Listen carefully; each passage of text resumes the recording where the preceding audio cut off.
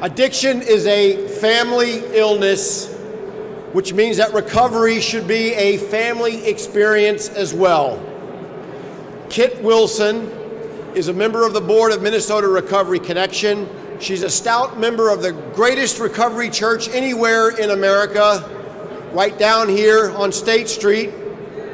Her husband, Pastor Joe, I call him Reverend Joe Kemp, is the minister there and the founding chair of Minnesota Recovery Connection. And Joe, I know you're itching to talk, but you know the better half is going to get it today. Kit Wilson, please come up and talk about the family dynamic of recovery.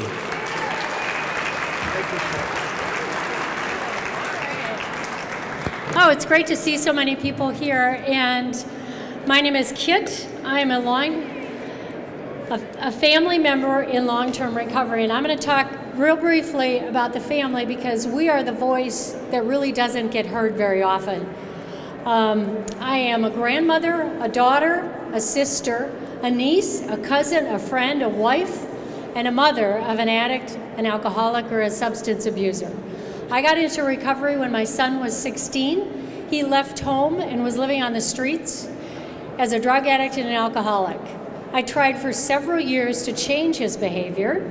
I thought if I were a better mother, he wouldn't be an addict. I thought if I just had one more conversation and sent him to one more place, he would quit using. I thought if I had enough rules, he would quit using. I thought I could fix him, and I thought it was my job to fix him. Instead, what happened was I made myself physically ill and emotionally and spiritually sick. I had focused so long on his disease and how to get him to be better that I had become sick myself. And my disease as a family member in recovery is that I'm codependent. I depend upon the emotions, feelings, and opinions of others to feel good about myself. And you know, we see in the media the drama of the alcoholic and their process in decline. But this is a family disease, and our decline is just as dramatic, devastating, and costly as the alcoholics or the addicts.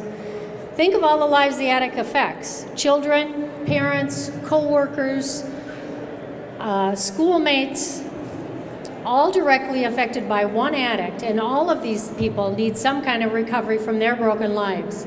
Each one of you has undoubtedly been touched by somebody that's an addict or an alcoholic. This adds up to millions of family members that are affected by addiction. And now you may be saying to yourself, well, she doesn't look like she was all that sick. She looks pretty good, she talks pretty good. Well, let me assure you, I was all that sick. I think a lot of people have seen those posters of the methamphetamine addict. They show you what happened before, and then they show you photographs of their gradual decline. And they look like they're almost dead, which they probably are at the end of the picture. Well, that was me. But you didn't see my face look like that. You saw my insides. Well, actually, what you didn't see was my insides. I was dying. I was physically sick, spiritually sick, and emotionally sick. I'll keep it quick, William. I was in constant physical pain and could barely work. I allowed myself to be abused. I did not think I deserved a good and happy life. The active addicts in my life had determined my self-worth. I was convinced I was a terrible mother.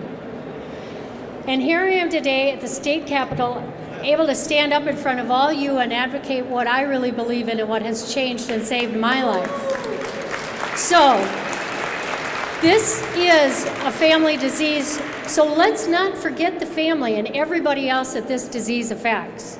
Recovery is something we all need and deserve, and through the advocacy of people like you and the legislatures like you that are here today, we are assured that recovery will continue. I'm here to put a face on recovery today. I'm here to proclaim that recovery works. I am your mother, your grandmother, your daughter, your aunt, your niece, your cousin, your wife, and your friend. And I am one of the faces of a family member in recovery. Thank you.